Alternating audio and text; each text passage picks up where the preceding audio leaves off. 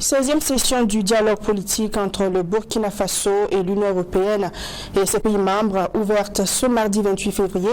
Cette 16e session servira de cadre pour aborder des questions liées à la sécurité, l'action humanitaire et à la refondation de l'état de droit. Le point dans un instant.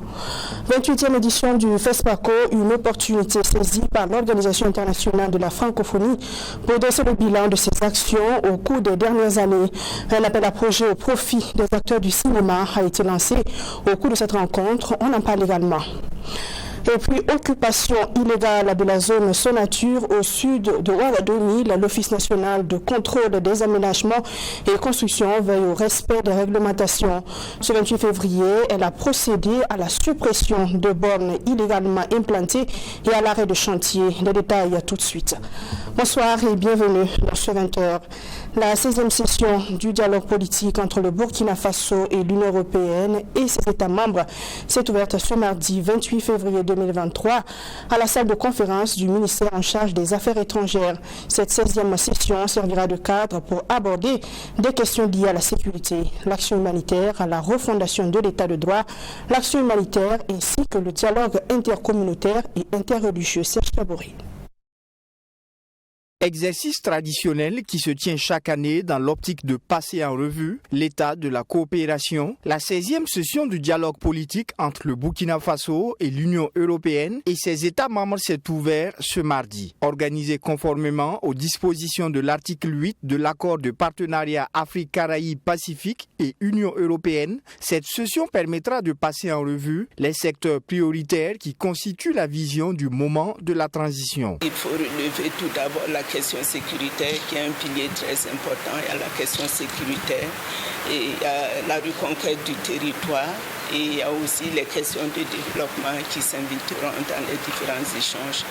Il faut relever aussi que les différentes thématiques qui seront abordées doivent en fait prendre en compte la priorité du gouvernement de la transition et aussi des suggestions qui pourront être faites par la partie de l'Union européenne et cela viserait justement à planir justement la coopération et tirer le bénéfice de part et d'autre. À en croire le directeur général adjoint de l'Union européenne, la coopération se doit d'être désormais améliorée entre l'Union européenne et le Burkina Faso. Nous travaillons déjà beaucoup avec le gouvernement burkinabé pour toutes les questions de sécurité, les questions humanitaires et les questions de développement. Nous devons maintenant voir comment nous pouvons améliorer cette coopération.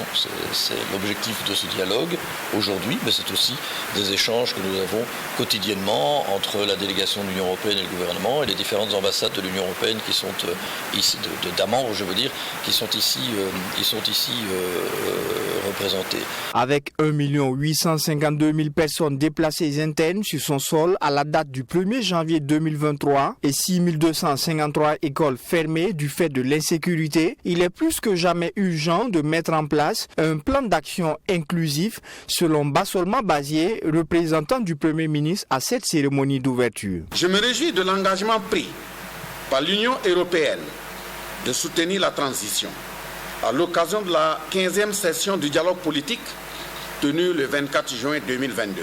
La situation exceptionnelle que vit mon pays requiert un plan d'action aussi ambitieux et réaliste dont l'implémentation exige un soutien franc, constant et approprié de tous les partenaires et amis du Burkina Faso, au nombre desquels l'Union européenne et ses États membres occupent une place de choix. C'est pourquoi je vous invite à mener des discussions constructives dans la convivialité afin de trouver des réponses multiformes aux attentes légitimes de nos braves populations. Au cours de cette 16e session du dialogue politique entre le Burkina Faso et l'Union européenne et ses États membres, plusieurs thématiques seront abordées, dont notamment la sécurité, l'action humanitaire, la refondation de l'état de droit ainsi que le dialogue intercommunautaire et interreligieux.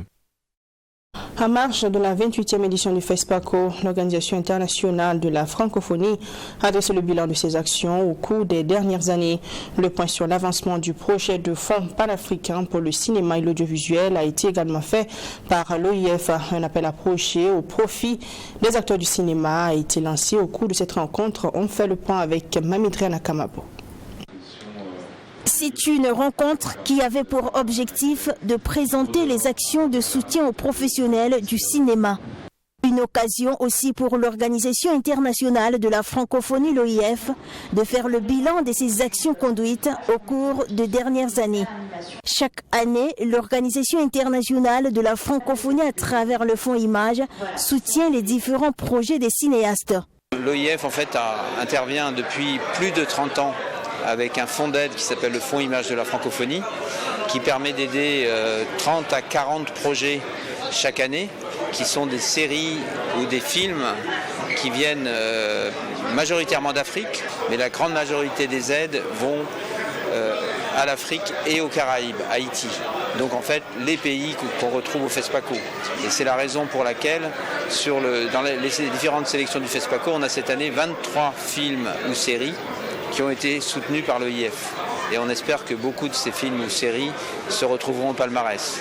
Et pour cette année encore, 2 appels à projets ont été lancés. Les cinéastes sont donc appelés à déposer leurs projets pour bénéficier de ce soutien. Un soutien qui peut aller de 130 millions à 180 millions de francs CFA. Et cette année, on a lancé un appel à projets pour des projets de séries plus originaux, différents de ce qui se faisait jusqu'à présent. Et donc là, pour des auteurs qui ne sont pas forcément déjà introduits dans le métier, qui n'ont pas forcément déjà produit une série, mais qui peuvent avoir de très bonnes idées. Et donc cet appel à projet a été lancé en janvier dernier et sera clôturé à la fin de la semaine à l'occasion du festival Dakar Série. Pour être sélectionné, plusieurs critères sont pris en compte, à en croire Pierre Barrault, spécialiste de programmes audiovisuels et projets. Les critères de sélection, c'est la qualité, l'originalité des projets, et puis ça sera le jury qui va décider. Et le jury est un jury 100% africain qui est composé de 4 auteurs de très haut niveau. Donc on a Marguerite Aboué de Côte d'Ivoire, qui est une des auteurs de fiction dont les albums ont été les plus vendus dans le monde, les albums de bande dessinée. 6 meilleurs projets seront retenus après la phase de sélection. 6 meilleurs projets recevront des prix lors du festival Dakar Série, a laissé entendre Pierre Barrault. L'appel de Ouagadougou des repentis de cœur pour le dépôt des armes. Un appel lancé ce dimanche 26 février au collège de la Salle par des enfants de FDS tombés sur le champ de bataille et de communautés étrangères vivant au Burkina Faso. Une 60aine d'enfants ont, à travers chants et poèmes, appelé les groupes armés à déposer les armes. La cérémonie organisée par l'association Citoyens de Paix et le mouvement Kamjam Kombi, la voix de la paix des enfants, a connu la présence effective des ministres maliens et burkinabés de la culture. Maxime Chambambara pour le point. À travers chants, poèmes et sketchs, ces enfants appellent les groupes armés terroristes à déposer les armes. Unis dans la diversité, ils sont plus d'une 60aine d'enfants burkinabés, maliens, nigériens, ghanéens, tchadiens, togolais, béninois et nigérians à lancer l'appel de Ouagadougou des repentis de cœur pour le dépôt des armes en présence des ministres burkinabés et maliens de la culture. Une initiative portée par l'association Citoyens de Paix et le mouvement Kamjam Kombi, la voix de la paix des enfants. L'objectif est de mettre à contribution les tout-petits dans la lutte contre le terrorisme et dans la quête d'une paix durable. Assez, les enfants pleurent, ils crient, ils meurent de faim, ils meurent de soif. À cause de qui? À cause de leurs propres frères et sœurs qui se sont égarés et qui ont justement pris les armes contre la mère patrie. Donc les enfants demandent de déposer les armes. Ils demandent à tous les terroristes, nous les appelons nos frères égarés, revenez à la mère patrie vos enfants vous appellent à la maison pour la paix, pour le vivre ensemble.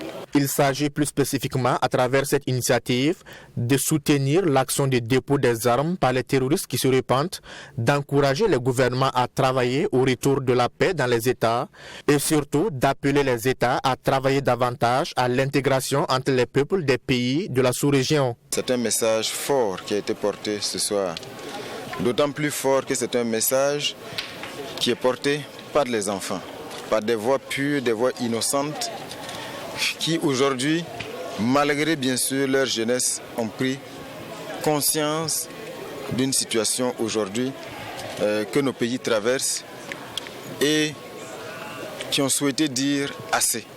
Et notre souhait aujourd'hui, c'est que ce message soit entendu, que ce message fasse effet et que par la voix des enfants également, la paix revienne dans nos États. Pour le ministre malien de l'Artisanat, de la Culture, de l'Industrie hôtelière et du Tourisme, cet appel des enfants est un message interpellateur adressé aux parents, aux populations, mais aussi aux autorités des deux pays. Le Mali, le Burkina, les pays du Sahel en général sont confrontés au phénomène de la nébuleuse terroriste qui répand psychose, désolation. Et les enfants ayant pris conscience de cela ont décidé de mettre le doigt sur la conscience des aînés, qui sont leurs parents, les décideurs de leur pays. Je pense que c'est un appel très fort, d'une pertinence et d'une percutance qui font que cet appel ne peut être qu'entendu par les autorités de nos différents pays. Pour joindre l'utile à l'agréable, les enfants ont, à l'issue de la cérémonie, remis 2 tableaux aux 2 ministres en charge de la culture. Des tableaux qui portent l'appel de Ouagadougou des repentis de cœur pour le dépôt des armes. L'un des objectifs de la 28e édition du FESPACO, c'est contribuer à l'émergence des cinéphiles et futurs cinéastes. Pour ce faire, des activités sont organisées. Question d'encourager la participation effective des ciné-clubs au FESPACO. Parmi ces activités, il y a la visite des stands et des échanges avec des professionnels du cinéma. On en parle avec Mamitra Nakamabou. Le but de cette initiative est de valoriser l'accès des jeunes des ciné-clubs aux films burkinabés et africains diffusés pendant le FESPACO. Il est aussi question d'encourager la participation effective des ciné-clubs au FESPACO et l'animation d'un espace consacré aux ciné-clubs. C'est aussi un espace de rencontre et d'échange entre les ciné-clubs avec des professionnels. Vous savez que dans les cinémas, il y a beaucoup de domaines. La cinéphilie, comme on l'a dit, c'est tous ceux qui ont un amour pour le cinéma. Et j'invite tous les ciné-clubs, tous les jeunes, voilà, quel qu'en soit leur bord, à y adhérer, afin que nous formions un bloc très monolithique de ciné-clubs pour pouvoir rayonner, prendre la relève de ceux qui nous ont devancés et pour constituer véritablement un cadre professionnel pour le rayonnement du cinéma burkinabé et africain. Des formations contemporaines pour les masterclass et des conférences avec acteurs du cinéma, projections à l'intention des scolaires et lycéens sont entre autres des activités qui sont organisées. Il y aura dans les matinées les visites des stands, les expositions des savoir-faire des ciné-clubs, les activités qu'ils mènent au quotidien pour en arriver là. Et les soirs, il y aura des projections dans la salle de conférence de l'ISIS qui nous a été autorisée et qui est en même temps un des partenaires des ciné-clubs. Cette initiative vise à contribuer à l'émergence des cinéphiles et futurs cinéastes. Elle s'est fixée pour objectif d'œuvrer à la promotion du cinéma africain. Une initiative encouragée par l'invité d'honneur, Hippolyte Ouangrawa. Ça me réjouit parce que la graine a poussé et ça donnait des fleurs. Et actuellement, les jeunes qui se sont dit « Ah, on a vu vraiment les coraux », comme disaient les dieux là, nous allons faire comme eux. Ce que je leur demande, c'est de ne pas être fatigué de demander, d'aller à la perfection. C'est très important. Et je suis très heureux que ces jeunes puissent prendre le pas pour pouvoir essayer de mettre en valeur leurs connaissances. Il faut noter que cet espace a été initié par la Fédération burkinabé des ciné-clubs, une fêtière des ciné-clubs du Burkina Faso. Elle a été créée en 2008. La Fédération burkinabé des ciné-clubs est une association indépendante, apolitique, non confessionnelle et à but non lucratif. Dans le cadre de ces activités, en collaboration avec la coopération suisse, l'association Tafé Vision a initié une formation de 30 acteurs du cinéma, du théâtre et de la musique sur la thématique de la violence basée sur le genre. Après 72 heures de formation, les bénéficiaires disent avoir mieux cerné la question du genre et s'engagent à sensibiliser à travers leur production pour lutter contre les violences basées sur le genre. La clôture de la formation a eu lieu à Ouagadougou ce 23 février 2023. Les détails de Abdourahmane. Cette formation, initiée par l'association Tafé Vision, entre dans le cadre de ces activités dénommées Le genre s'invite au FESPACO, des activités composées de projections de films et de panels abordant la question de la lutte contre les violences basées sur le genre. C'est sur cette thématique que cette formation a été tenue. Les 30 participants, composés d'acteurs du cinéma, de la musique et du théâtre, ont reçu des rudiments nécessaires pour mieux sensibiliser sur le phénomène des violences basées sur le genre. On sait que la culture, les médias, tout ça ont été l'un des plus grands vecteurs des inégalités. Donc on se dit aujourd'hui encore, on peut utiliser les médias, la culture pour lutter contre les violences. Donc on s'attend à ce que toutes ces personnes qui ont reçu des formations, à chaque fois qu'il sera question d'écrire un scénario, d'écrire une pièce de théâtre, d'écrire un texte de musique, qu'on pense prendre en compte le genre, qu'on se demande quel impact ce produit-là peut avoir sur la lutte contre les violences basées sur le genre. Ce sont 30 acteurs, dont 15 hommes et 15 femmes, qui ont pris part à cette formation qui a duré 72 heures. Une formation qui permettra ainsi à ces participants de mieux appréhender la thématique du genre et de s'engager à sensibiliser à travers leur production. Les gens voient uniquement la violence conjugale, la violence sur la personne, sur le corps. Il faut forcément avoir des marques, des quoi pour dire que ton mari ou ton conjoint t'a violenté. Non, la violence c'est sur beaucoup de formes par exemple.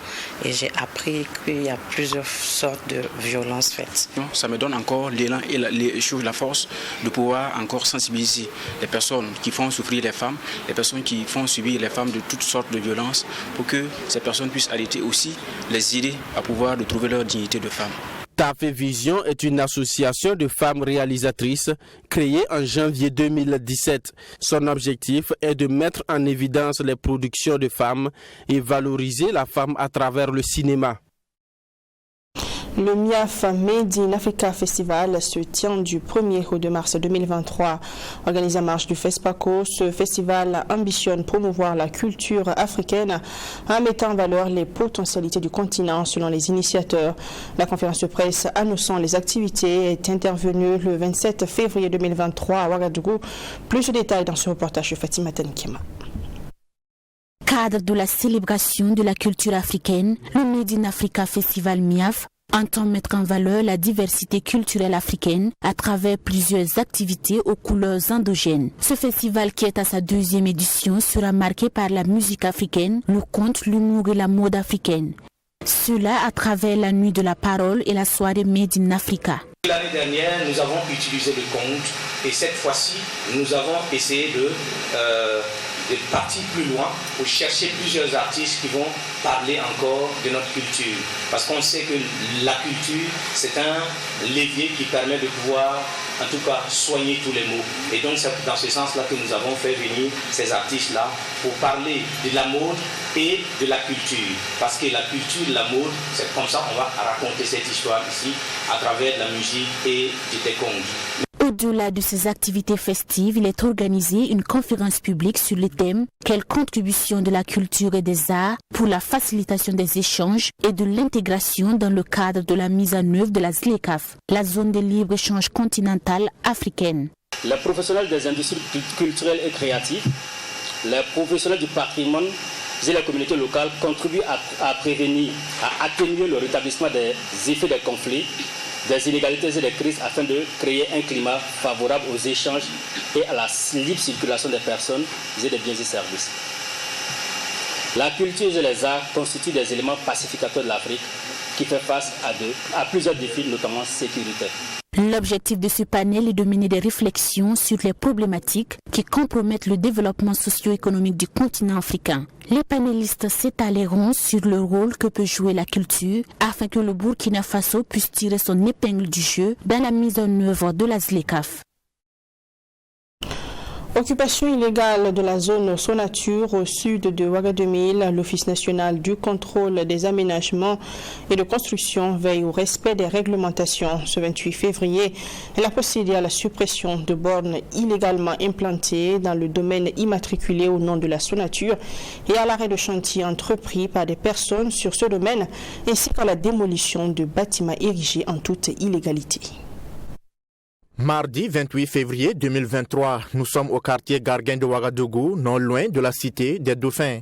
La Sonature, Société nationale d'aménagement des terrains urbains, est en pleine opération d'arrachage des bornes et de marquage d'arrêt de chantier sur ce terrain long de 12 km. Un terrain de la Sonature déclaré d'utilité publique mais visiblement parcellé et vendu par des sociétés immobilières. Le premier chantier visité est cette église protestante qui devrait être purement et simplement démolie pour occupation illégale de terrain. Vous regardez déjà par là, ça c'est une ancienne occupation. Et au moment où l'individu ou la personne commençait à investir, nous avons tenté autant que faire se peut de l'en dissuader. Malheureusement, elle a continué à investir et aujourd'hui, vous remarquez qu'il a dépassé la fondation, il est pratiquement au tôlage. Donc ça dit que c'est quelqu'un qui allait à l'encontre des instructions qu'on lui avait données et ça date déjà depuis 1 ou 2 ans. Et c'est tout le long de la zone de haute tension, alors que c'est des zones qui ont été déclarées d'utilité publique dans des zones d'aménagement spécial, signées depuis 1990. Difficile d'arracher un mot aux responsables des lieux. L'on nous confie que le terrain n'a pas été acquis avec les sociétés immobilières, mais plutôt avec le chef du village. Ça c'est le villageois même, du village même. Ceux qui les ont donné le terrain, tous les là. Celui le propriétaire de la terre là même là, qui lui a donné le terrain. C'est pas une société immobilière. Tout comme ce lieu de culte, tous les autres chantiers et habitats qui occupent une bonne partie du terrain devront être démolis. Un coup dur pour les populations qui ont payé des parcelles sur ce terrain et qui assistent impuissantes à l'opération de la Sonature. C'est une manière en tout cas de nous punir. Nous en tout cas on n'est pas contents. Juste pour moi là, c'est juste devant là. Et bon, puisque j'ai payé avec l'immobilier. J'ai payé au moment où on faisait à 4 750 000. Voilà, vous ne pouvez pas laisser la population, ils vont investir des milliards, des millions et que bon, et à un moment donné, vous vous levez pour en tout cas déserter les gens. Donc,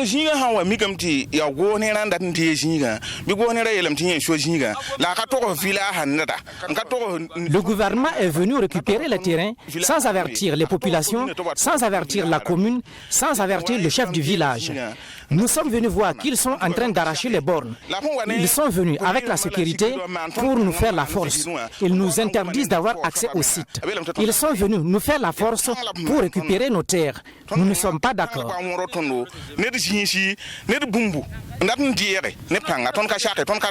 Contrairement à ce que disent les populations, des actions de sensibilisation ont été menées à en croire le directeur général de la Sonature et il est temps de passer à l'action. Oui, on les connaît, on ne veut pas les exposer à la vindicte populaire, c'est tout. Sinon, je vous ai parlé des promoteurs qu'on a convoqués, on les connaît tous.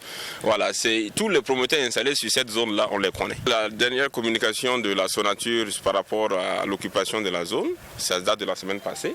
Et ça, c'était la 3e interpellation qui avait été faite à l'endroit de ceux qui avaient la prétention d'accueillir des parcelles ou des logements ici. Donc, 3 années successives, ça a été fait. Et bien avant, au moment où les collectivités territoriales avaient toujours leur conseil, il avait été mené une opération d'information, de sensibilisation et même de mise en demeure de déguerpir de ces zones-là. Voilà, donc vous voyez que c'est des cas de récidive, donc ce qui fait qu'aujourd'hui nous sommes pleinement dans l'action parce que simplement on pense qu'il faut qu'on règle la question là autrement que par la sensibilisation. Malgré l'interdiction des agents de la Sonature marqués sur ce chantier de 2 mini-villas, le responsable du chantier compte bien aller au bout de son travail et livrer le bâtiment à son propriétaire. Nous, on ne fait que exécuter le travail. Bon, pour le moment, ils ont écrit, ils ne nous ont pas dit d'arrêter. Voilà, nous on ne fait que, puisque vous voyez, c'est le béton qu'on est là en train de saisiner. Donc on ne peut pas laisser ça. Donc on va faire, peut-être c'est eux avec le bailleur qui vont se concertée. Du côté de la Sonature, l'on dit avoir la liste des promoteurs immobiliers à la manœuvre. Des promoteurs qui, selon le directeur général de la Sonature, subiront la rigueur de la loi. Le code précise clairement les sanctions à suivre. Il y a déjà le fait que en tout cas la démolition, la remise en l'état du site, c'est aux frais même de celui qui a procédé à l'implantation, ça c'est un. Et deuxièmement, si cette œuvre-là est l'œuvre d'un promoteur immobilier, il y a le retrait pur et simple de l'agrément qui lui a été octroyé et qui l'autorise à exercer dans ce cas-là. Et la troisième, il y a d'autres peines, la peine pécuniaire qui va si c'est une construction de ce genre par exemple, vous avez 2 millions jusqu'à 2 millions d'amende pécuniaire. Si c'est un opérateur promoteur privé qui a investi, alors ça va jusqu'à 10 millions. On peut aller encore jusqu'au pénal ou on peut même vous amener, si vous refusez d'obtempérer, à vous donner des amendes et éventuellement à vous emprisonner. Selon le directeur général de la Société nationale d'aménagement des terrains urbains, cette opération de salubrité publique va se poursuivre dans les jours à venir afin de faire respecter la réglementation en vigueur. À Bobo-Dioulasso, des officiers de police judiciaire en fin de formation reçoivent leur parchemin. Après des mois de formation, ces sous-officiers titulaires de diplôme d'officier de police judiciaire sont désormais aptes à poser tous les actes de police judiciaire dans le cadre des enquêtes. Retour maintenant dans cette cérémonie avec notre reporter sur place. Ils sont désormais des officiers de police judiciaire au PJ de la gendarmerie nationale. Les stagiaires de cette 25e promotion ont reçu leur attestation de fin de formation en présence du chef d'état-major de la gendarmerie nationale, du procureur général près la cour d'appel de Bobo-Dioulasso, représentant le ministre de la Justice. Ce que nous attendons de nos stagiaires, qui ne sont plus stagiaires, qui sont professionnels de nos jours, c'est de poser des actes professionnels sans reproche. Sur le plan sécuritaire, nous comptons beaucoup sur eux. L'école leur a donné les outils nécessaires pour être sur le terrain. On dit que le compte rendu libère. Le compte rendu libère, ça signifie que lorsque l'agent a vu, il a agi et qu'il a informé sa hiérarchie, il est déchargé de toute responsabilité. Nous espérons d'eux le respect des règles déontologiques. Ils sont au nombre de 353 stagiaires, dont 9 personnels féminins à prendre part à cette cuvée de la 25e promotion des OPJ. Officier de police judiciaire, ça veut dire quoi? Ça nous donne une certaine prérogative d'agir sur le terrain. Et qui parle de prérogative parle de pouvoir. Ça nous donne beaucoup plus de pouvoir pour mener nos enquêtes. On a beaucoup appris durant cette formation les matières telles que les droits civils, le droit constitutionnel, le droit administratif, le droit de succession et de liberté, et le droit pénal général, le droit pénal spécial, la procédure pénale, la police judiciaire et j'en passe.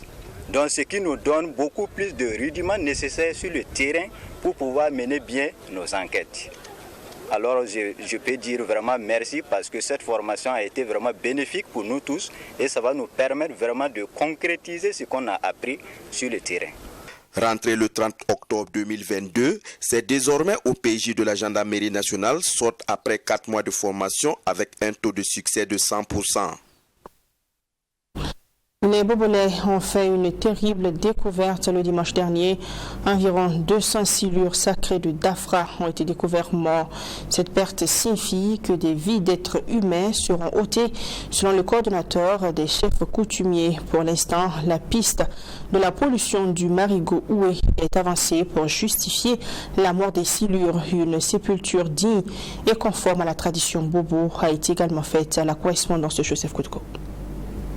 Triste constat à Bobo-Dioulasso ce dimanche 26 février.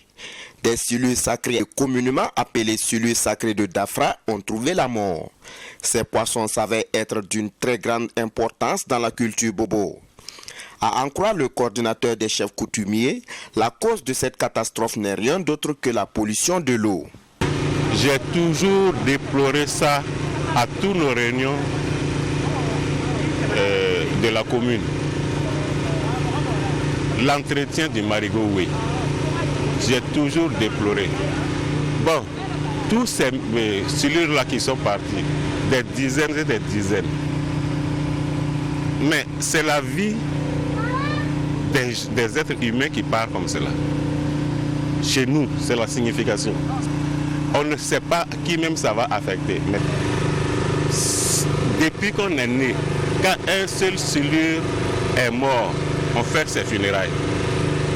On l'enterre comme un humain. Nos vieux, ce qu'ils vont décider là, s'il plaît à Dieu, on veut faire les coutumes réelles de ces poissons-là. Parce que ce sont des vieux qui sont décédés, qui ont légué ça. On ne peut pas s'amuser à faire. Si on fait les funérailles des vieux, on va faire les funérailles aussi de nos cellules. Pour l'heure, c'est plus de 200 poissons qui ont perdu la vie. Pour certains riverains, c'est l'eau usée venant d'un caniveau se jetant dans le marigot Oué qui est à l'origine de ce drame. Le service de l'environnement de Bobo-Dioulasso était aussi présent sur le site pour apporter sa touche. Depuis hier, on a constaté donc malheureusement la mort donc, de ces cellules-là liées à cette pollution de l'eau qui provient véritablement donc des sociétés industrielles. En fait, depuis hier, on a tenté donc de pister. Il s'est trouvé que, en fait, que c'est les égouts qui sont connectés à l'ONEA là, où il y a eu donc une panne. Et donc nous sommes en train de travailler avec l'ONEA pour situer donc les responsabilités. D'abord donc pour bloquer l'eau sale qui pollue le marigot et en même temps donc trouver donc l'origine afin de pouvoir situer les responsabilités. Oui, en fait, on a essayé de voir avec donc les riverains pour donc trouver des motopompes en appui avec donc les moyens de la commune pour vider donc le bassin qui est le plus pollué et puis remplacer avec une autre eau propre afin de pouvoir sauver donc le reste des poissons qui sont effectivement à l'intérieur là. Les cellules sacrées qui ont perdu la vie ont été inhumées chacun avec son linceul à côté du marigot Oué par les notables selon la tradition Bobo. Fin de cette édition, merci de l'avoir suivi. On se retrouve demain à la même heure du volant pour une nouvelle session d'information. D'ici là, portez-vous bien et restez avec nous sur True TV. Les programmes continuent. Bonsoir.